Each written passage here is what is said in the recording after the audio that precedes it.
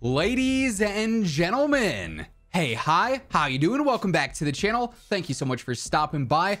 With the Season 3 update itself, obviously we got all that new content, we got the gameplay changes, the bug fixes, and other patch notes. But as with any major update, any title update that we see in Call of Duty, the updates also provide some additional details on what's to come in the future in the form of new leaks. And with Season 3, we have some very interesting leaks to go over for some potential future content, both short-term and long-term, with varying sources here today, right? So initially, we actually got some information, it seems like accidentally directly from the Call of Duty Japan Twitter account. Essentially, they tweeted out, trying to promote the new weapons update, everything coming with Season 3. They mentioned the FJX Imperium Intervention Sniper. They mentioned the Cronin Squall, but then they also go through and mention the 2 incoming fully automatic pistols that are set for the mid-season update, Season 3 Reloaded, which is set to take place in early May as of right now. And for one of these, it is supposedly called the Tango Zero, which is kind of like a Tech 9 variant, but it's going to be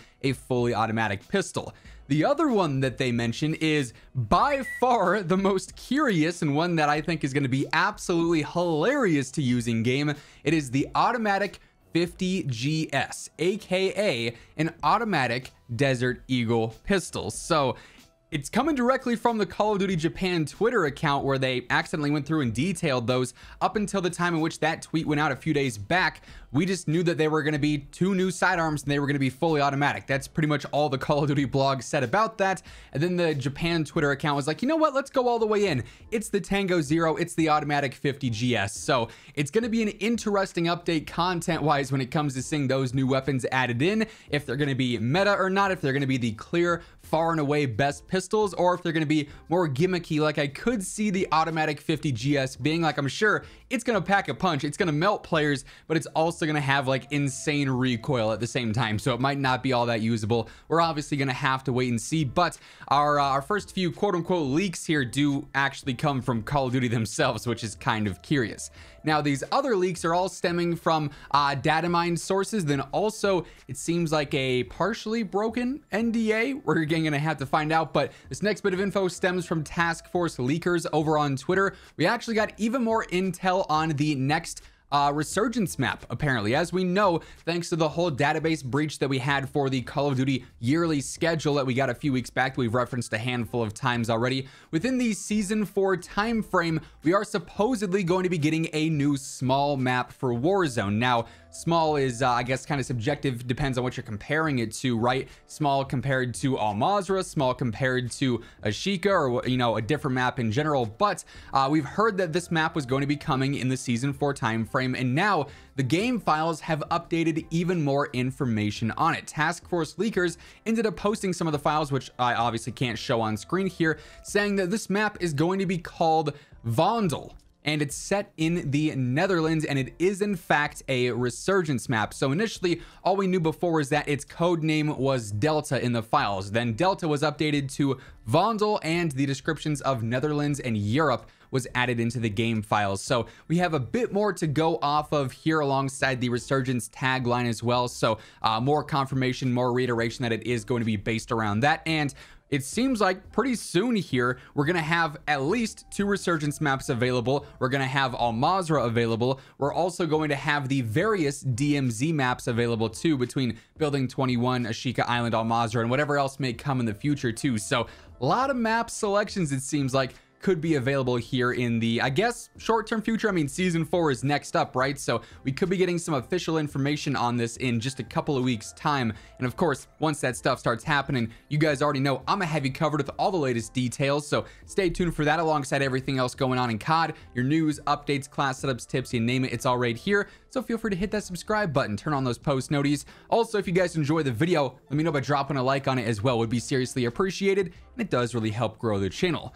Now moving on, Task Force Leakers also found another new update with Season 3. There is apparently a brand new mode that has been found in the files, and this one honestly is particularly interesting to me based off of the description. So again, according to the files here, which keep in mind, files aren't like official confirmation, they are always being updated, changed, removed, scrapped, you name it. So as with everything that we're talking about here today, take everything with a grain of salt. None of it's officially confirmed until COD says so, but in the files, there's a new mode known as Havoc. And the description says, mode with incrementing modifiers that'll change up the gameplay throughout the match. So obviously pretty ambiguous, right? Doesn't give us too many details.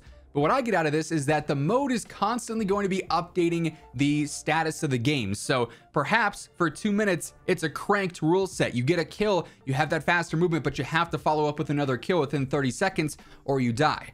Or maybe it changes over to hardcore, so it's super limited health. Maybe it's the inverse, so you have more health and like everyone's got a ballistic vest or something. There's a lot of variables that could be updated here, and it seems like it's going to be an ever-evolving match in and of itself, which could be pretty fun, very chaotic, and the name Havoc would certainly fit that sort of description there. So we'll have to wait and see if anything comes of this, but definitely a very interesting potential mode that could be coming to multiplayer and or Warzone. We don't really know, but I feel like it could honestly kind of fit for either or for each of those there. Then this last bit of information that we have here stems from a recent stream from T Grizzly, and he was on his podcast or his stream talking about Call of Duty, and he had a few quick conversations about this little map called Verdansk. I guess some people have liked it in the past. It was an all right thing, you know. And he just so happened to say that he just recently actually played Verdansk on PC. Now, as we know, the current place that Verdansk exists is just in Warzone Mobile. And Warzone Mobile is not worldwide available yet. It's only available in select regions and is still rolling out to worldwide. So not everyone's even able to play Verdansk in its current state on Warzone Mobile, but that's the only place that it's available. Now, there are emulators for things like Warzone Mobile or Call of Duty Mobile that you can play them on PC, but T Grizzly did say that he was under NDA, but he just played Verdansk on PC, sort of insinuating that Verdansk could potentially be returning, so he's leaking this, although I do have my doubts here. For one, I think it is very possible that if Warzone Mobile is trying to, branch more into the mainstream COD marketing audience by using these, larger influencers and people in various different industries and various different spaces, they wouldn't always necessarily give them the mobile version of the game because it is still a mobile game. It's not going to be anything like what they've experienced on console or PC with Warzone 1 or even the multiplayer experiences, right? It's a bit dumbed down because it has to be, because it is a mobile game. So it is possible that it could be a PC emulator of, Warzone Mobile that he was able to play early somehow, like Verdansk was available there and Call of Duty brought him out to play that, which I think would be really, really weird, them allowing them to play it on PC, even though it's meant specifically for Warzone Mobile. And then also, like we just talked about a few minutes ago, we referenced that database breach that we had. That never mentioned anything about a new large map coming until this fall, and that's supposedly the Los Alamos map, which we've known about for quite some time now. There's nothing mentioned about a potential Verdansk remake or a Verdansk return or anything actually regarding Verdansk. So we've got a lot of mixed information here. Now, I don't know what T Grizzly would gain from saying he played Verdansk and is NDA'd on anything else. I feel like saying he played it is breaking that NDA if there was one to begin with, but definitely very interesting here too, because obviously everyone ever since Verdansk has been removed has been crying for Verdansk to come back, bring back the OG nostalgia map. It's so much better than this map or that map or whatever else. Personally, my 2 cents, if we brought Verdansk back to Warzone 2, it's not gonna, completely change the game. It'll bring some people back for a bit, but it's still the core gameplay mechanics that are the main problems here in Warzone 2. It's not really the maps.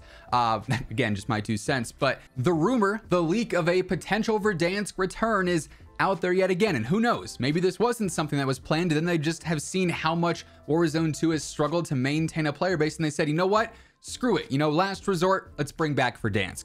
It's always a possibility. We're gonna have to wait and see how much of any of the leaks today come to fruition in the coming days, weeks, and months. As anything becomes official, as anything else is updated, you guys know I'm gonna have you covered with all the latest intel there, so feel free to hit that subscribe button and turn on those post notifications to always stay up to date. And if you guys enjoyed the video, let me know by dropping a like on it as well. Would be seriously appreciated. But once again, thank you so much for tuning in, and until next time, take it easy, have an awesome rest of your day, and I'll catch you guys later. Peace out.